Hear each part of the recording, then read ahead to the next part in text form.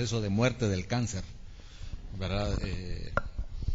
Y qué duro es pasar los procesos sin entender los procesos.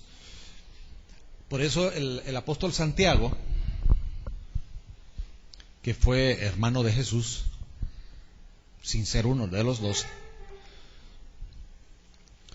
cuando él habla que debemos tener por sumo gozo encontrarnos cuando estemos en diversas pruebas,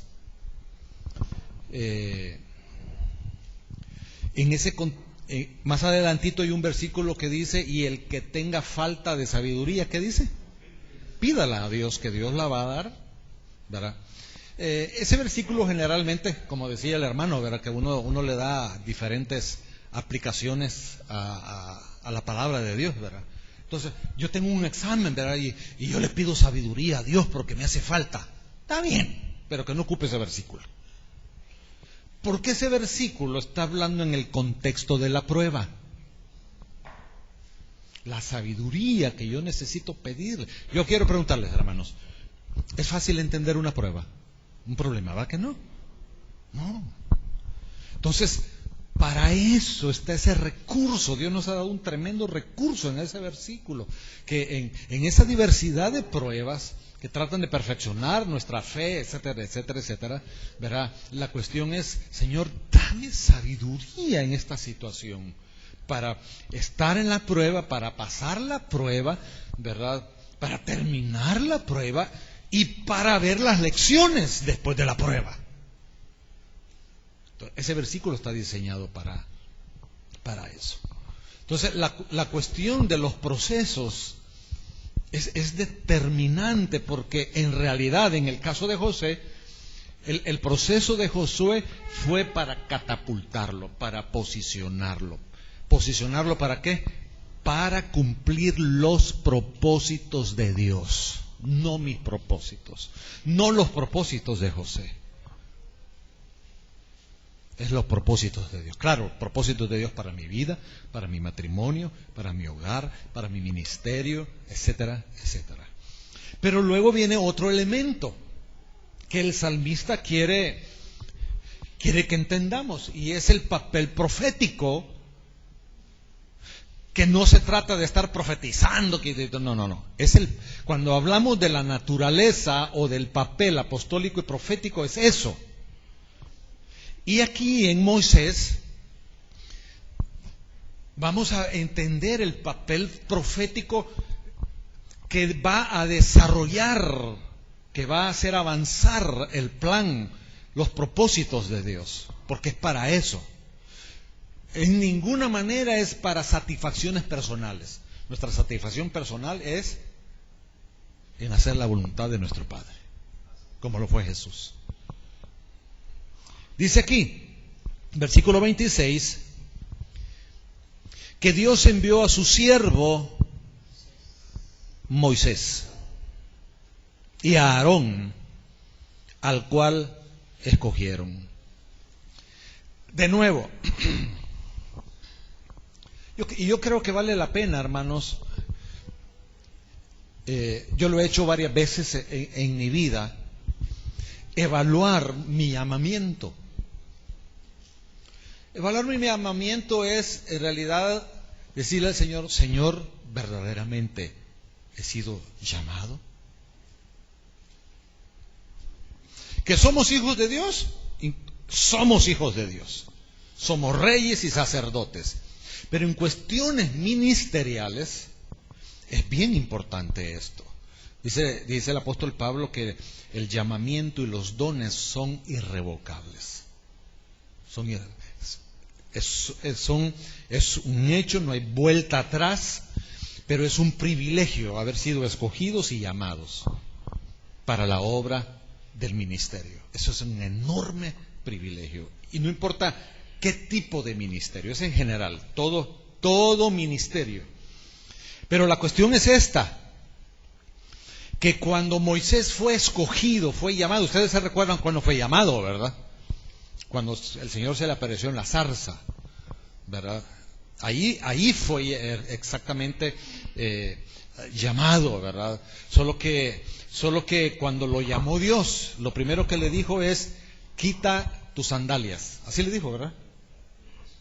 De tus pies. O sea, porque cuando Dios nos llama, no somos llamados para que continuemos caminando como hemos venido caminando. Necesitamos nuevas sandalias. O quitarnos las sandalias del caminar que hemos venido, ¿verdad? Y si es necesario caminar descalzo en nuestro llamamiento, caminemos así. ¿Verdad? Pero la idea es no como hemos venido viviendo, como hemos venido caminando, no vamos a hacer nuestro ministerio a nuestra manera, ¿verdad? Y Moisés precisamente nos hace ver eso, que cuando fue enviado es porque hay un trasfondo de preparación. Y ustedes se recuerdan de la preparación de Moisés.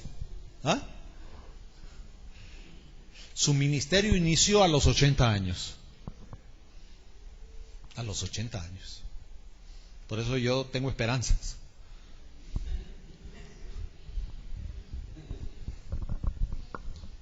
A los 80 años. Pero el proceso de Moisés fue increíble, porque cuando él quiso hacer el ministerio a su manera, que cuando la sangre que pasaba por él era sangre judía, y vio cuando estaban apaleando a un judío, le salió el indio judío, ¿no? Le salió el indio judío y asesinó. Entonces tuvo que huir. Y la cuestión es que el ministerio no se hace con el indio propio, sino que a la manera de Dios. Entonces Dios inició un proceso de abajarlo. Esta palabra abajarlo es una traducción que la Biblia Jerusalén le da a la palabra hebrea que generalmente se traduce humillarlo. Abajarlo. Y Dios es especialista en eso, ¿va? Hasta que... Y Dios le bajó los humos de príncipe. Porque el principado que Moisés tenía, que Dios había diseñado para él, no era un principado al estilo egipcio, sino que... Uy, qué bonita, y esa marimba. No era al estilo egipcio, sino que era al estilo de Dios. Entonces tuvo que pasar por ese proceso de príncipe a ser pastor de las ovejas de su suegro. En el palacio él mandaba, en el desierto con las ovejas mandaba su suegro.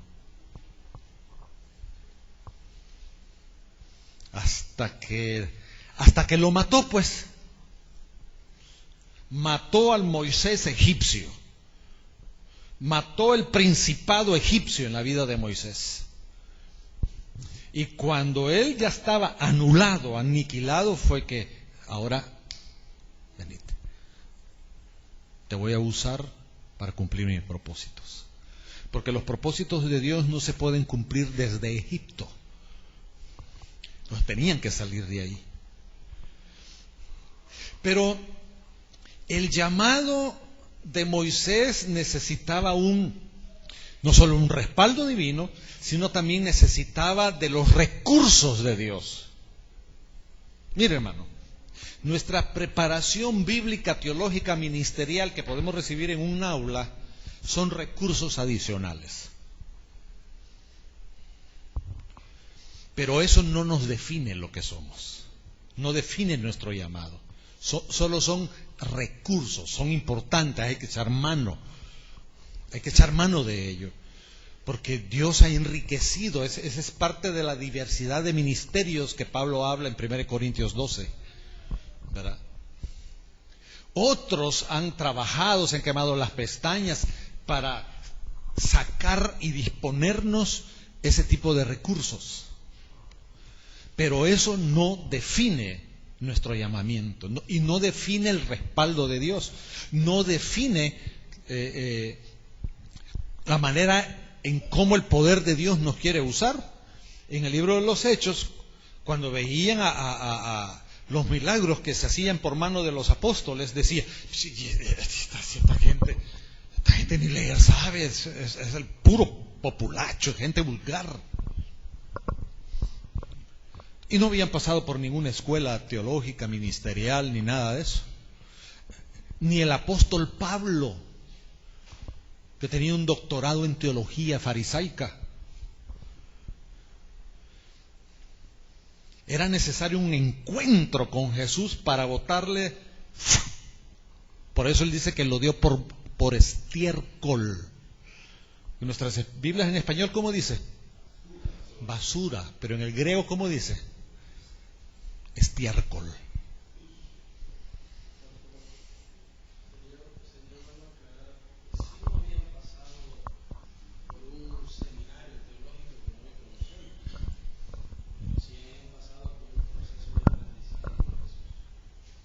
Ah, sí. Sí. Ah, es que es necesario, pero era una escuela vivencial, el discipulado. El discipulado donde se desarrolla y se vive, donde menos se hace es en un aula.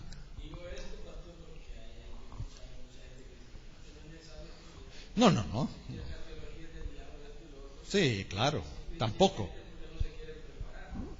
Tampoco. Y mire, y cuando uno oye predicar, esa gente, hermano, es que está hablando disparates. Está hablando disparates. ¿Verdad? Entonces, por eso yo creo que una vez Moisés fue escogido, entonces Dios tiene que poner las capacidades divinas en Moisés. El Señor Jesús no inició su ministerio hasta que fue lleno del Espíritu Santo. Era Dios. Pero Filipenses dice que se vació. Haya pues en vosotros los mismos sentimientos o sentir, como dice nuestra Biblia, que hubo también en Cristo. En que siendo Dios, literalmente se vació. Se vació de la divinidad. Sin dejar de ser Dios, no hizo uso de nada. Los discípulos le tentaron también, porque no solo el diablo lo tentó, también los apóstoles. Señor, manda fuego del cielo. Señor, manda ángeles. Todo lo que Jesús hizo fue lleno del Espíritu Santo. Él no dio un paso en su ministerio hasta esperar el revestimiento. Y así lo dice el libro de los Hechos. Déjeme ver.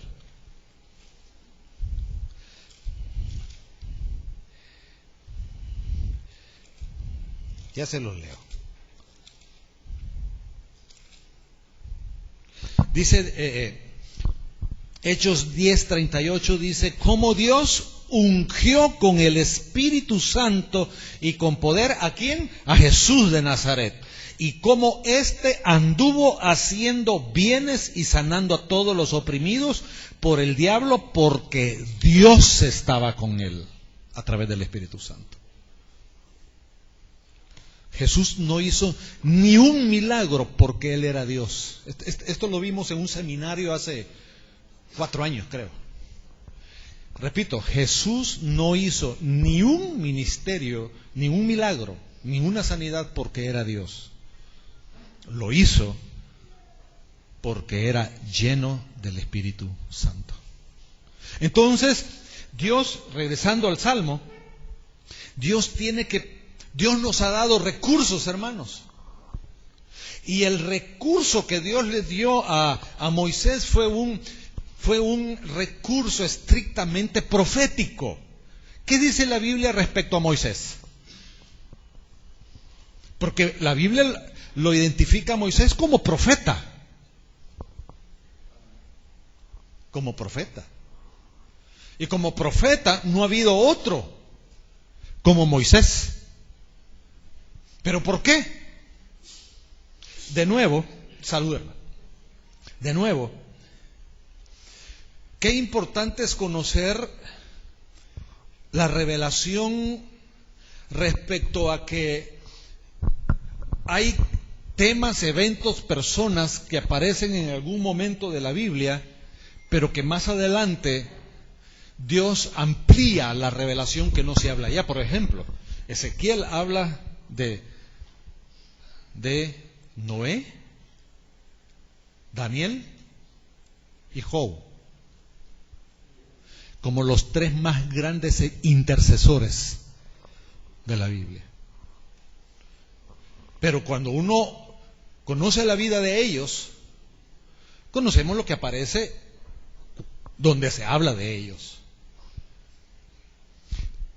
Pero cuando la Biblia toca a alguien, un evento aquí, allá, que es más adelante cuando sucedió en vida, es porque Dios quiere ampliarnos la revelación, completarnos la revelación respecto a la vida o evento o lo que sea. ¿Cuál era el recurso que Moisés tenía para hacer su ministerio? Y aquí lo dice, versículo 27. Puso en ellos las palabras de sus señales. Las palabras de sus señales y sus prodigios en la tierra de Cam. Y aquí viene una palabra clave ahí. Es la palabra que 2 veces aparece. Sus señales, sus prodigios. ¿De quién son? ¿De quién son? Esto es bien importante. Lo que nosotros vamos a hacer en el ministerio, de quién es las señales, los prodigios, los milagros, todo eso. Uno no tiene ni una capacidad para hacer nada. Gritemos, le impongamos manos, le echemos un galón de aceite. Eso no hace nada, hermano. ¿Dónde ha visto que eso produce milagros? El único que podía realizar esto es Dios, usando nuestras vidas. Dios necesita de alguien. Dios necesita de usted y de mí. Porque a Dios le ha placido usarnos. Dios quiere que seamos bendición para la gente, hermano. ¿Sí?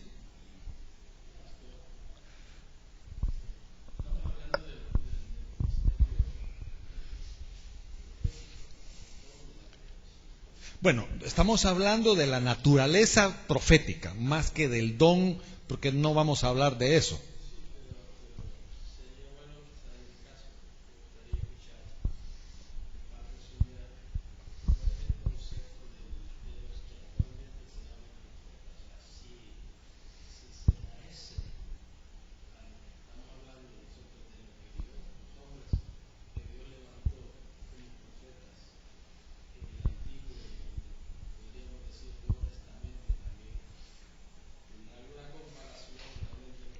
Sí y no.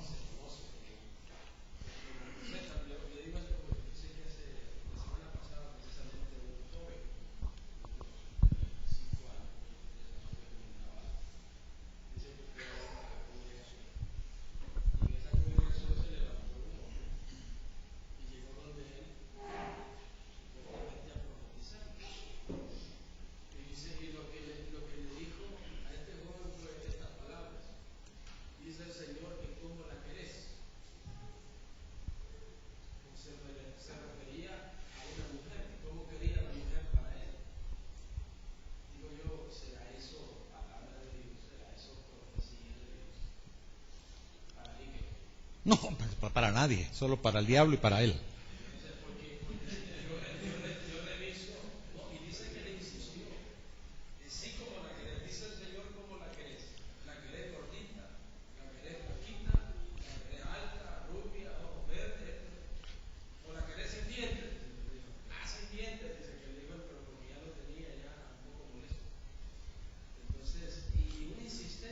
lo chistoso va a ser cuando le aparezca una sin dientes, en verdad.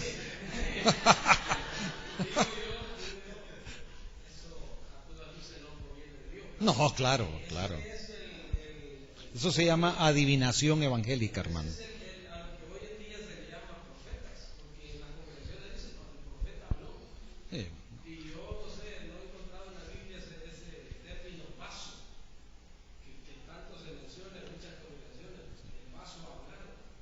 sí, no, así que sí, la Biblia habla de que todos nosotros somos vasos para honra.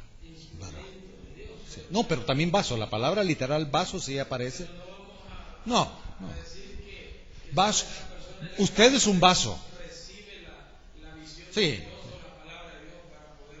claro. No, usted es un vaso, la hermana es un vaso. Todos nosotros somos vasos para honra. Porque somos los vasos donde Dios derrama su espíritu para Él usarnos a la manera. ¿Cómo?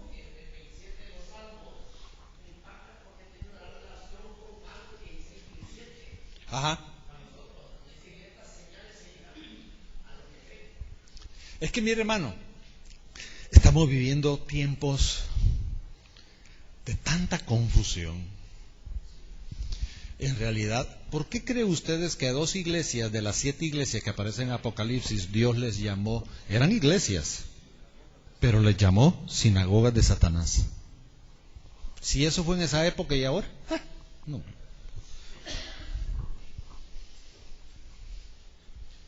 La Biblia habla del ministerio profético, del oficio del profeta y del don de profecía. Lo auténtico es lo auténtico. En este libro hablo de los falsos apóstoles, de los falsos profetas, de los falsos maestros, de los falsos pastores. No se habla, por ningún lado se habla del falso evangelista. Y habla la Biblia de los falsos hermanos.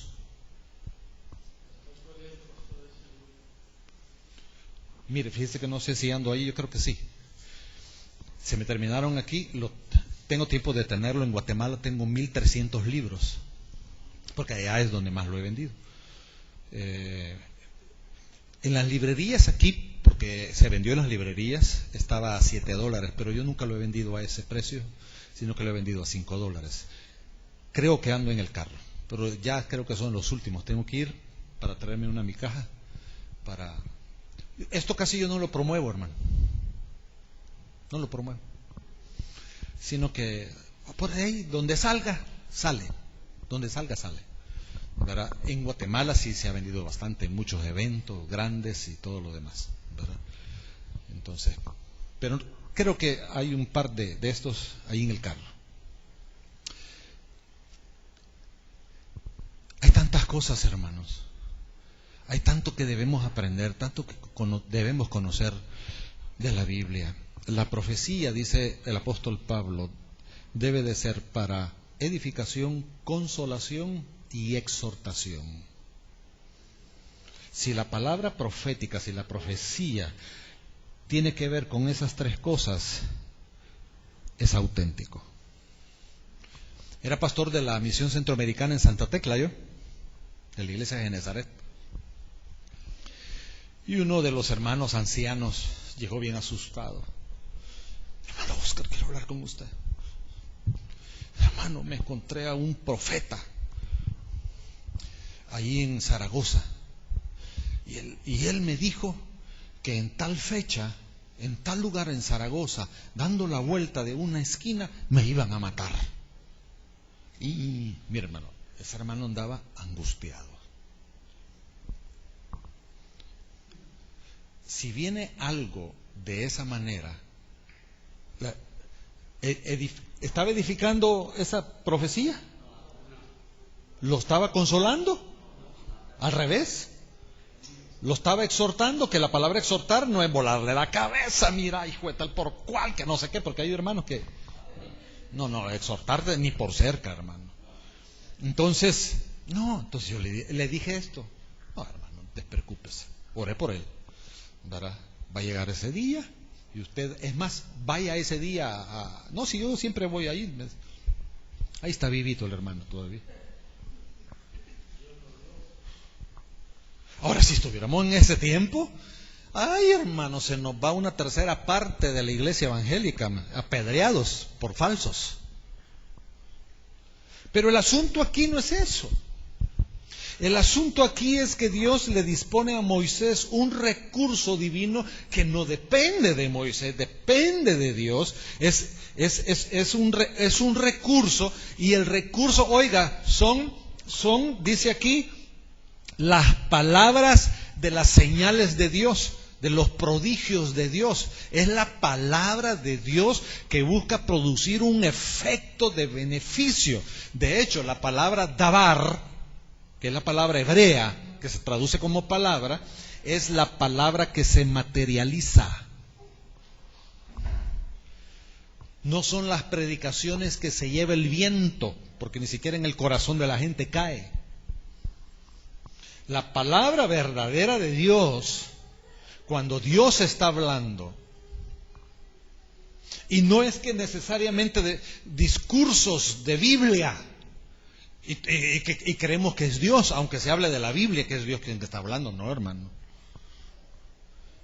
Si esa palabra no va sazonada con sal, como dice la Biblia, si no va bajo la dirección y el poder del Espíritu Santo, hermanos, no pasa nada en la gente.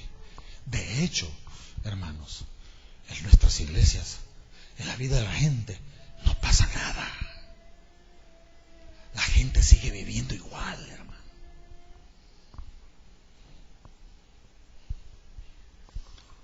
Entonces, qué importante es que Dios le está dando un recurso profético, digámoslo así, de naturaleza profética, a tal punto que todo lo que hizo Moisés, y vemos en el Éxodo todo lo que hizo Moisés, pero detrás de todo lo que hizo Moisés,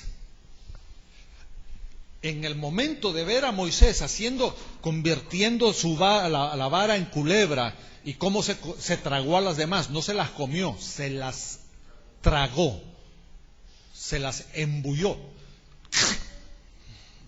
No comenzó por la cola o por la cabeza hasta comerse toda la serpiente. No, hermano.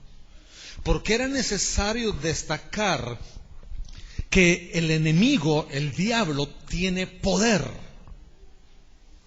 Los brujos que Faraón tenía tenían poder, y era poder real. Sus varas fueron convertidas en culebras, hermano. Hasta ese tipo de poder tiene Satanás. Eran hechiceros. Y la palabra que se traduce ahí de encantamientos. Fíjense qué importante, porque Moisés producía una plaga, y ahora entendemos que fue producida por la boca, por la palabra. No sé cómo la hizo. ¡Piojos! Pues eso es lo que dice el Salmo, ¿verdad? Pero resulta que en el Éxodo vemos que también los hechiceros contrarrestaron eso. El conflicto de poderes que hay entre Satanás y Dios. Pero siempre el poder de Dios es superior al del diablo. Siempre, toda la vida. Para tragarse las culebras de los hechiceros.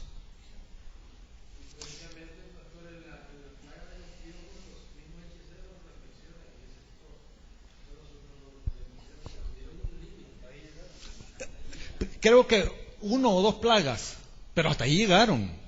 El diablo tiene tope, hermano. Dios le pone tope, pero aquí la cuestión es el poder de la palabra. Palabra que cuando Moisés habló, envió tinieblas. Cuando Moisés habló, vinieron enjambres de moscas. Cuando Moisés habló, vinieron langostas y pulgón sin número. Pero ¿qué palabras? Sus palabras, no mis palabras. No es como la teología de la liberación lo hace, no, la de la prosperidad, ¿verdad? Que uno, mire, es que esto es divertido, hermanos. Qué cosas, ¿verdad? Que los teólogos de la prosperidad le sacan el dinero a todo el mundo. Prometen prosperidad para todos y los únicos prósperos son ellos. Porque se llevaron los carros de las escrituras de las casas y cuentas bancarias. Y los hermanos se quedaron sin carros, sin escrituras, sin dinero. A ver cómo le hacen. Cómo pagar las deudas, como sucedió, como sucede a cada rato, de una hermana en Guatemala.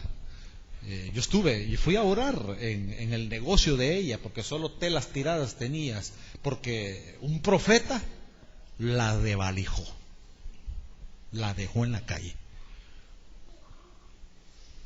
No es eso. Tampoco es la palabra positiva, ¿verdad? No. Bueno, para algunos es, en esta lotería me saco la lotería. Profetizo que me saco la lotería. Sí, declaro, decreto. No, hermanos. Dios no es changoneta. No.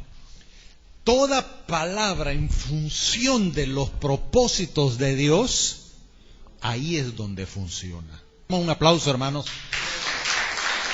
Gloria a Dios. Dios nos ha dado su palabra para que le usemos para cumplir sus propósitos. Sus propósitos. Son aquellas palabras que van a hacer avanzar los propósitos de Dios, para hacer avanzar el ministerio. No es palabra mágica. Ese tipo de gente son brujos evangélicos, son hechiceros evangélicos, son adivinos evangélicos. De Dios no tienen nada. Y la gente les cree, la gente anda tras ellos por una palabra, ¿verdad? Y lo que más le gusta a la gente es que estos supuestos profetas les digan, vas a ser rico, vas a tener 3 carros, ¿verdad? Eso no viene de Dios. Pero en relación a nosotros, hermanos, Dios nos ha dado el recurso de la palabra de Él para bendecir a la gente, para amar a la gente, para equipar a la gente. La gente necesita de una palabra profética, y como dice el apóstol Pedro, la palabra profética más segura, hermanos, es la palabra de Dios. Es la palabra de Dios. Entonces lo que necesita la gente es la declaración de la palabra. Eso es lo que la gente necesita, ¿verdad? Con un respaldo de Dios, habiendo pasado por un proceso, hermanos. En este libro se habla de muchas cosas, pero el problema de los apóstoles, profetas, evangelistas, pastores y maestros es que todos quieren posicionar su nombre y su ministerio, habiendo dejado de ser discípulos. Los discípulos de Jesús, el Señor Jesús los nombró apóstoles, les revistió, les invistió de poder y de autoridad, pero ellos nunca dejaron de ser discípulos, nunca dejaron de ser aprendices. Por eso nosotros no debemos dejar de aprender, hermanos. Y como lo estaba diciendo a un grupo de pastores, camino a Zacatecoluca, estoy ahí unas 2 veces a la semana, en un discipulado, no seminario, es un discipulado. Les decía que, si bien es cierto, necesitamos todos que alguien nos enseñe, nos tutoree, nos dirija, nos ministre. El propósito es que un día caminemos nosotros por nosotros mismos, que terminemos discipulándonos a nosotros mismos. Porque esto de aprender nunca se acaba, hermanos. Los títulos, las credenciales, los estudios, la experiencia. En este libro yo menciono del problema, y aquí tenemos a algún oficial de la Fuerza Armada, jubilado ya, que esta cuestión de lo apostólico, hermanos, lo hemos tergiversado completamente, porque lo apostólico no tiene que ver con escalafones. El hermano tuvo que ir para ser coronel, tuvo que ir a la escuela militar, se graduó de subteniente, y para subir cada grado tenía que pasar estudios, exámenes, evaluaciones. Y resulta que hoy día la moda es que, pues que el hermano ya se fajó 30 años, ¿verdad? Es pastor y todo lo demás. Pues ahora hagámoslo apóstol. Ridículo, hermano. Pues sí, ya, este hermano ha plantado 30 iglesias, ¿verdad? Este hermano escribió 8 libros, ¿verdad? Es un predicador internacional, hagámoslo apóstol. Es ridículo, hermano. El apóstol, el profeta, el evangelista, el pastor y el maestro es lo que es por llamamiento únicamente.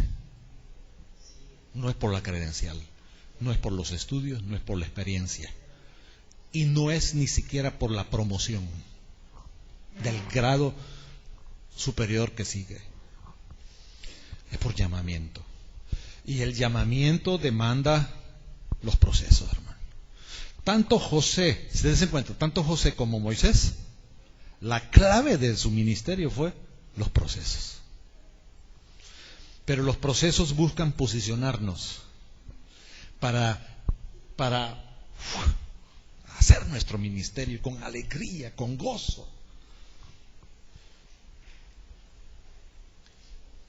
Así es que yo creo que vamos a terminar con un tiempo, porque nos espera eso. Yo creo que sería bueno que oremos. ¿Qué le parece? ¿Sí? Muy bien. Cierre sus ojos.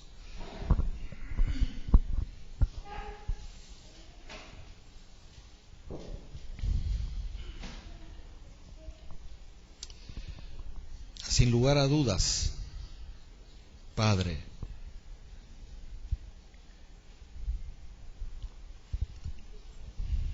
es un enorme privilegio el que nos das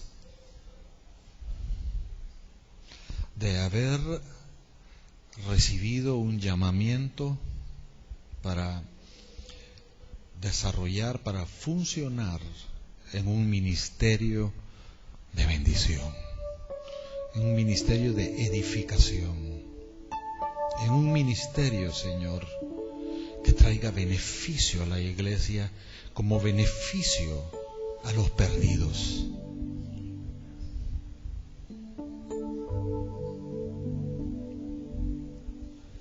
Gracias, Señor, porque tú mismo te personificas en los procesos. Te haces presente, estás con nosotros. No estamos solos, Señor. Tú estás trabajando en nuestras vidas. Y qué difícil es pasar los procesos sin tener la conciencia de tu presencia con nosotros, Señor. Qué difícil. Pero desde el momento que tú viniste a nuestras vidas, no has dejado de estar con nosotros. No has dejado de estar con nosotros.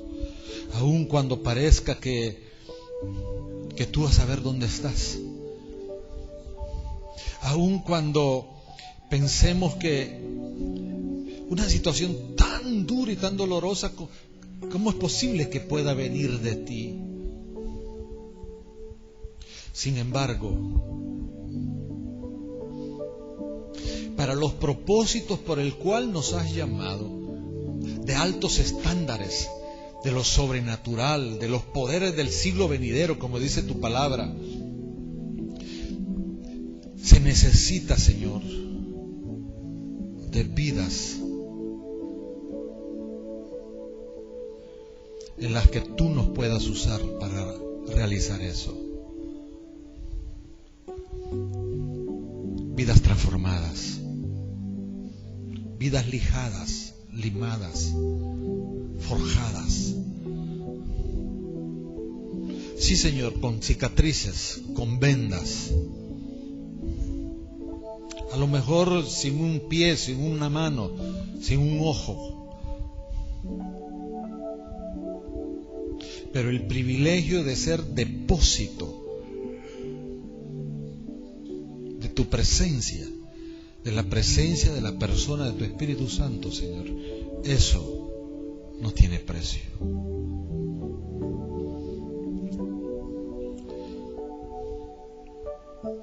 Espíritu Santo, ahorita para tus siervos y tus siervas, Señor, trae ese bálsamo que necesitamos, esa consolación, esa seguridad de que tú estás con nosotros y no nos has dejado. Tus promesas de respaldo, la garantía de que llegaremos al otro lado en victoria. Y por sobre todas las cosas, Señor, el gozo y la alegría de que tú nos estás usando y nos vas a usar todavía más, Señor, para edificar la iglesia, para ministrar al perdido, para ministrar sanidad, liberación, para ministrar algún milagro en la vida de la gente, Señor.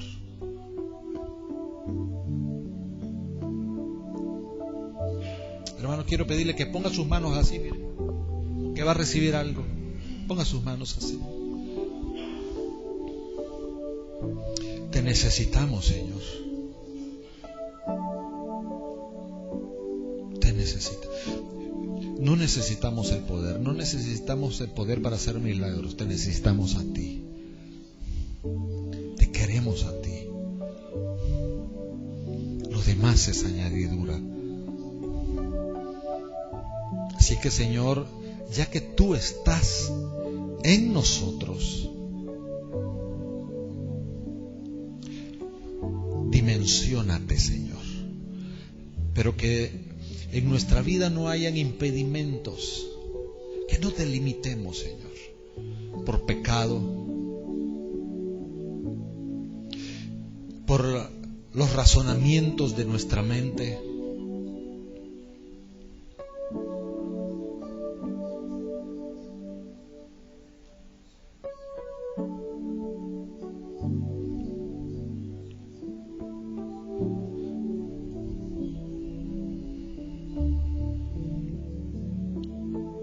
Llénanos, Señor. Toma el control absoluto de nuestras vidas. En la prueba, ayúdanos. En la prueba, danos sabiduría.